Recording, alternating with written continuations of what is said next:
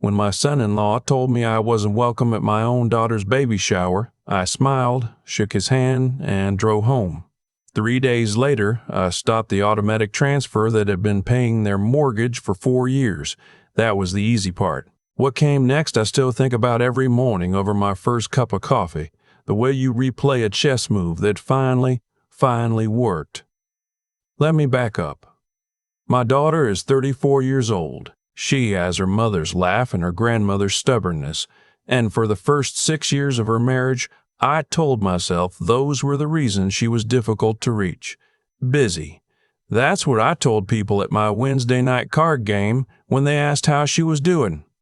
She's busy. The baby is keeping them both running. Work is demanding. I filled in the silences with excuses the way you caulk old windows. Just trying to keep the cold out. Her husband, my son-in-law, works in commercial real estate. He's the kind of man who has opinions about wine without knowing anything about grapes. When they were first engaged, I thought he was confident. By the second year of their marriage, I understood he was something else entirely. His name is Bryce. He grew up in Scottsdale, went to Arizona State, and has never once in the 12 years I've known him asked me a single question about my life. Not one. He talks at people, not to them. He has a way of looking at you during a conversation like he's already calculating what you're worth to him. I'm a retired electrician from Tucson. I spent 38 years pulling wire through walls and conduit through concrete and building things that last. By Bryce's math, that made me worth very little. My wife Carol passed 8 years ago.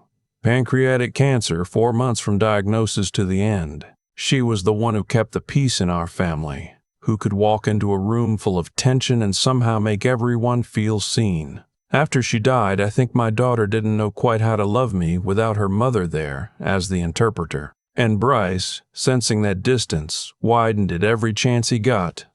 The baby shower was his idea, I found out later. Not the shower itself. My daughter had been planning that for months, excited in a way that first-time mothers get, making lists and sending me ultrasound photos and texting me names they were considering. Then, about 3 weeks before the event, my son-in-law called me. Not my daughter. Him. He said it as casually as if he were canceling a dentist appointment. We've decided to keep the shower more intimate. Close friends, her college girlfriends, Stephanie's cousins from her mother's side. It'll be mostly women anyway, and honestly, we think it'll flow better without, well, you understand. I said, I don't actually. Help me understand. He cleared his throat. Stephanie's friends don't really know you. It might feel awkward. You'd be sitting in the corner not knowing anyone while they play games and open gifts. We're just trying to make sure it's comfortable for everyone. Comfortable for everyone. That phrase sat in my stomach for a long time after I hung up. I had been making their mortgage payment every month for 4 years. 48 payments of $2,150 each. That's $133,200 not counting the $35,000 I put toward their down payment when they bought the house in 2020. Not counting the new HVAC system I paid for when theirs failed 2 summers ago, $9,400. Not counting the hospital bills from Bryce's emergency appendectomy the first year they were married when they had a $6,000 deductible they couldn't cover, and I wrote the check without being asked twice. But I would feel awkward at my daughter's baby shower. I might make other people uncomfortable. I drove home from the hardware store where I'd taken the call, sitting in the parking lot for a few minutes with the engine off. Late October in Tucson, that specific quality of afternoon light that turns everything gold and copper. I watched a father and his teenage son loading lumber into a pickup truck, working together in the easy shorthand of people who know each other without having to explain themselves. I thought about the crib I'd already built in my garage. Cherry wood. Solid joinery. The kind of thing that gets passed down. I didn't cry. I was past that. I turned the key and drove home. That evening I called my bank. I had the transfer number memorized. I'd set it up so long ago I could recite it in my sleep. The customer service representative was a young woman named Ashley, and she walked me through the cancellation efficiently and without judgment. When she confirmed the transfer had been stopped effective the following business day, she asked if there was anything else she could help me with. No, I said. That's everything. I hadn't told my daughter yet. I thought about whether I should. I decided the mortgage statement would do the explaining for me. The call from Bryce came on the 18th of November, which was the day their November payment would normally have cleared. I was out in the garage sanding the crib rails when my phone buzzed against the workbench. "I think there's been a banking error," he said. "No, hello." "No error," I said. A pause. "What do you mean, no error?" I said. A pause. "What do you mean, no error?" "I canceled the transfer. The payment isn't coming." The silence on his end was different from the one that follows confusion. It was the silence of someone recalculating. "You canceled it. You just unilaterally decided to stop paying our mortgage. The same way you unilaterally decided I wasn't welcome at my daughter's baby shower," I said. I figured we were both making decisions about things that affected the family. He started to say something about contractual obligations, about expectations, about how they had structured their finances around this arrangement. I let him talk. He was good at talking. When he wound down, I said, "I'll talk to my daughter when she wants to call me." She called 20 minutes later. Her voice was the careful, tight kind that means she's been coached on what to say. "Dad, I know you're upset about the shower, but this isn't the way to handle it. How would you prefer I handle being excluded from my grandchild's first celebration? It wasn't. It's more complicated than that. Bryce's mother has opinions about mixed-gender showers, and some of my friends from college are. It was just easier to not include me." She didn't answer right away. "You know I love you." "I know you do," I said. "I love you too. That's not what we're talking about." What we were talking about, though she didn't fully understand it yet, was a pattern. I had watched it develop over 4 years the way you watch weather build on the horizon, slowly, then all at once. The holiday dinners where Bryce's family stories and preferences filled every conversation while mine sat unasked about. The way my daughter's texts had shifted from daily to weekly to whenever she had news to report, like I was a subscriber to a newsletter instead of her father. The first Thanksgiving I wasn't invited to because they were keeping it small, and then saw the photos on Facebook a week later, 14 people at that table, Bryce's parents, his sister, his college roommate. 14 people and small apparently meant anyone except me. I hadn't said anything then. Or the Christmas after, when I drove 6 hours to surprise her and found them leaving for a week in Sedona with Bryce's family, and my daughter hugged me in the driveway and said, "Dad, you really should have called first." I'd told myself I was being the bigger person. I was keeping the peace the way Carol would have. I was staying available for when my daughter came back around. What I was actually doing was making it easier for Bryce to push me out. After the mortgage call, I sat with the quiet for about 2 weeks. I went to my card game. I had lunch with my old colleague Russell, who retired the year before me in winters in Green Valley. I finished the crib and started on a matching changing table because I'm not the kind of man who stops building something just because the situation got complicated. My hands needed to work. On the 1st of December, Bryce's mother called me. Her name is Glenora. She's a retired school principal from Scottsdale, and she has the manner of someone who has spent decades being obeyed. She opened by saying she understood there had been some confusion about the shower and the mortgage, and she wanted to help everyone move forward. I asked her what moving forward looked like. "Well," she said, "Stephanie is due in 7 weeks, and they're going to need stability. Obviously, the mortgage situation needs to be resolved." "The mortgage situation," I said, "is resolved. I don't pay it anymore. Mr. Calloway."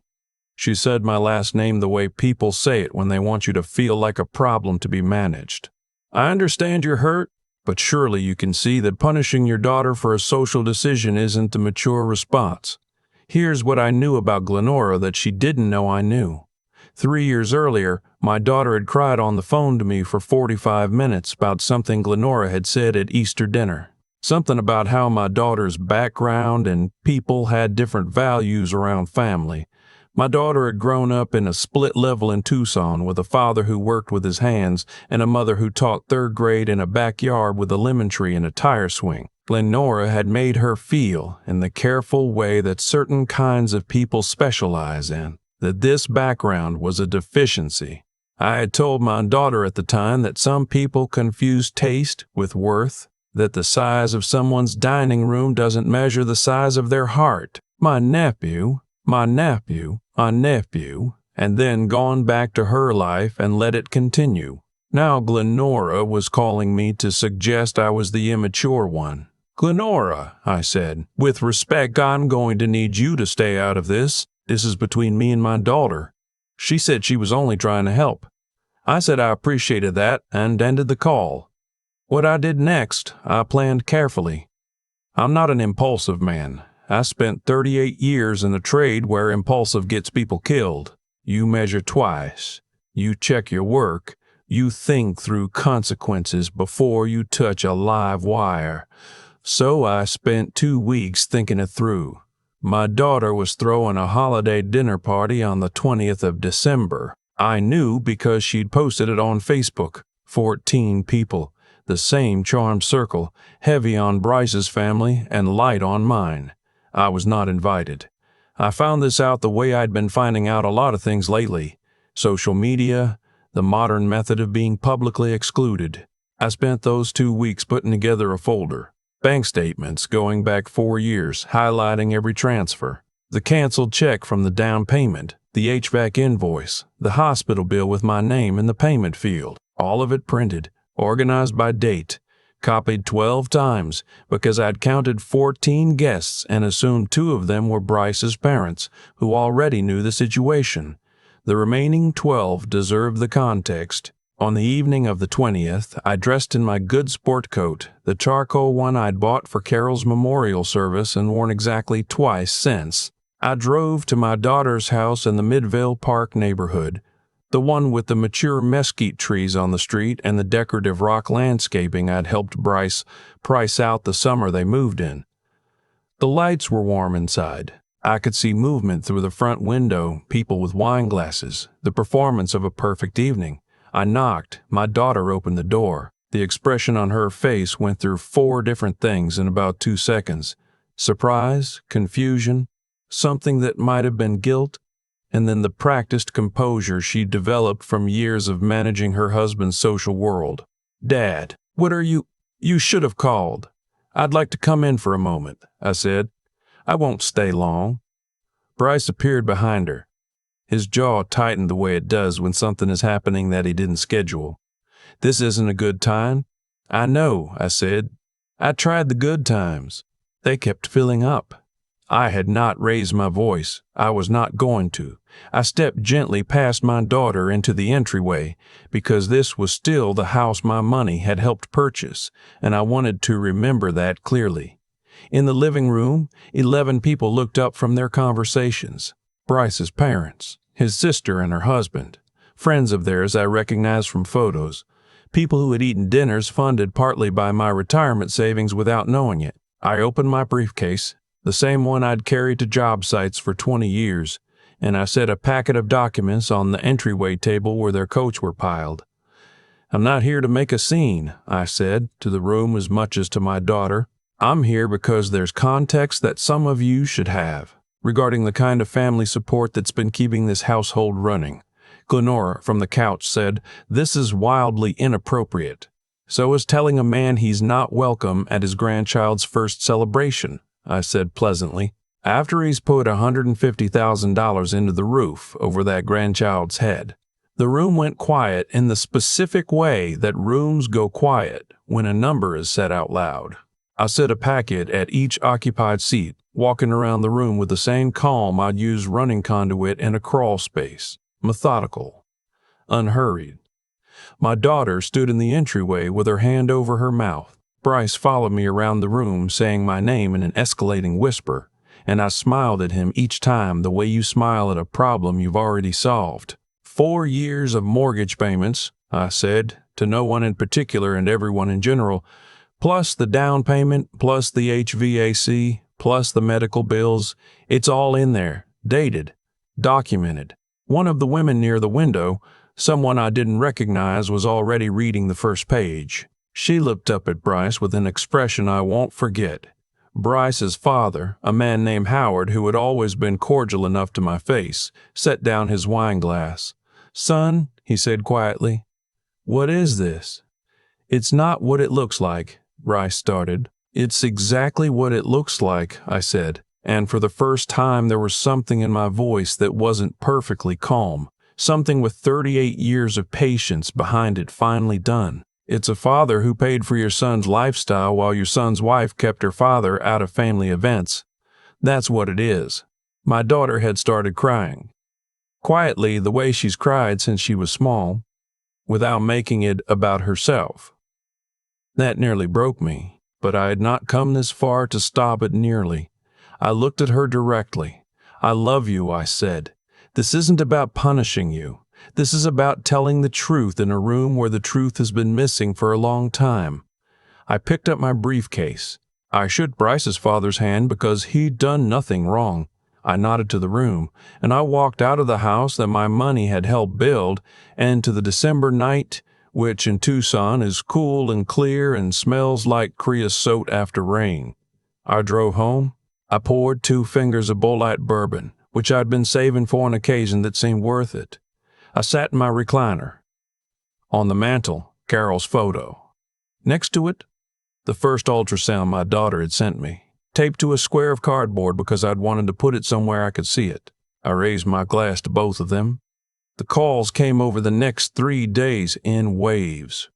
Bryce, furious. Glenora, icy. 2 of my daughter's friends who'd apparently gotten my number through the family group chat, both wanting to express their discomfort. I answered none of them. My nephew stood in my living room and told me that my house next week. I'm Robert. I bet everything. I called her back that night. She talked for a long time. About things I'd suspected and things I hadn't known. About conversations Bryce had had with her over the years, subtle and not so subtle. About how my presence complicated his family's dynamic. About the way she'd told herself she was managing everyone's comfort and had slowly lost track of whose comfort actually mattered. About the baby shower, and how she'd agreed to the guest list without pushing back because she'd gotten tired of pushing back, and it had seemed easier just to keep the peace. There it was. The thing Carol used to do, and the worst possible lesson my daughter had taken from watching her. Mom kept the peace because she loved all of us, I said, not because she thought anyone deserved to be managed out of their own family. My daughter was quiet for a moment. "I know," she said. "I know that now." She asked me if there was any chance I would reconsider. Not the mortgage. She didn't ask about the mortgage. She asked if there was any chance I would be willing to be at the hospital when the baby came. "I was always going to be there," I said. "No one took that from me." She cried again, a different kind. The kind that's also relief. Here's what I told her, and I want anyone listening to hear this clearly, because it's the thing I wish someone had said to me 8 years ago when Carol died, and I was trying to figure out how to still be a father without her helping me do it. Love is not a budget you manage. It's not a resource you ration to keep everyone comfortable. When you start treating the people who love you like variables to be optimized, you've already lost something you won't get back easily. My nampy, that's my liver next in Bembury, 6 pounds 11 ounces with Carol's ears and a full head of dark hair. I was in the waiting room when he arrived. My nephew stood in my living room and told me the bank was told me the bank was credit, maybe the only credit I'll ever extend him freely. He did it without argument. I held that baby for a long time. My nappy, my hospital bed with an expression I recognized from when she was 7 years old and had just done something brave, like she was proud and scared and relieved all at the same time. Bryce and I have not resolved anything exactly. He thanked me for coming. I said I wouldn't have missed it. We exist in a careful detente, 2 men who understand each other better than either of us is comfortable admitting. His friends went home from that dinner party with a different picture of him than the one he'd been cultivating, and I suspect that cost him something. What it cost is not my concern. What is my concern? My daughter has been calling me every Sunday, not with news, just to talk, the way we used to when Carol was alive, and my daughter would call us both at the same time, and we'd all end up on speaker in the kitchen while I made dinner. And Carol laughed at something she'd said. Those calls are coming back. Slowly, the way trust comes back. Not all at once, but in installments. The crib is in their nursery now. My nephew, toddler, sent me a photo of my grandson sleeping in it, one hand curled next to his cheek, completely at peace in a bed built by hands that know how to make things last. The mortgage is still not my problem. And on Sunday mornings when my phone rings and I pick it up and hear my daughter's voice saying, "Hey, Dad, I know I made the right call," not the one to the bank, the one I finally stopped making excuses for not making. That one cost me nothing, and it gave me everything back. I still have the first ultrasound photo my daughter sent me. It's taped to a square of cardboard on my mantel, right next to Carol's picture, because I wanted it somewhere I'd see it every morning. I didn't take it down when things got bad. That told me something about myself I needed to know. Looking back at everything that happened, the baby shower, the mortgage, the dinner party, all of it, what strikes me most isn't the money. The money was just the clearest way I had to show what had actually been going on. Numbers don't lie the way words can. A bank statement is harder to reframe than a conversation. When you put $150,000 on a table in front of 12 people, they understand immediately what kind of man you were dealing with and what kind of people have been calling him a problem. What I've been sitting with since then is this. I let it go on too long because I confused generosity with goodness. I thought that if I kept giving without complaint, kept showing up without being asked, kept my mouth shut when things were said that should have been challenged, I thought that was the right thing to do. The decent thing. The thing a good father does. What I was actually doing was making it easier for other people to be indecent. Patience without limits isn't a virtue. It's an invitation. Bryce is a smart man in the narrow way that some people are smart. He knew exactly how to read a room, how to position himself, how to manage his image in front of people who mattered to him. What he didn't account for was that I was paying close enough attention to learn his methods. 38 years as an electrician teaches you to read systems. You look at how things are connected, where the current actually flows, which parts of the circuit are doing the real work, and which ones are just in the way. I finally applied that to my own family situation, and once I saw the wiring clearly, I knew exactly which line to cut. That's the part I want anyone in a similar situation to hear, not the revenge, the clarity. It took me 4 years to stop explaining away what I was seeing, 4 years of telling myself it was complicated, that family dynamics are messy, that Stephanie needed me to be patient. All of that was true, and none of it was a reason to keep funding a household that treated me like an inconvenience. My daughter is calling me every Sunday now. My nephew, man told me the bank's closing on my house next week. Man told me the Bryant I figure out if they recognize you. He's starting to recognize me. I'm there enough that he's starting to know my face, and that is everything. That is the only ledger that matters to me now. What this whole thing cost me, the money, the years of silence, the loneliness of too many holidays alone, I don't carry it as loss anymore. I carry it as tuition. I learned what I was worth by finally acting like I knew. I learned that the people who love you for real don't need you to make yourself smaller to fit into their lives. And I learned that it is never too late, not at 62, not at any age, to decide that the version of yourself who kept quiet has done enough work. It's time for the other one to show up. The crib I built is cherry wood. It will outlast all of this. That's the kind of thing I know how to make.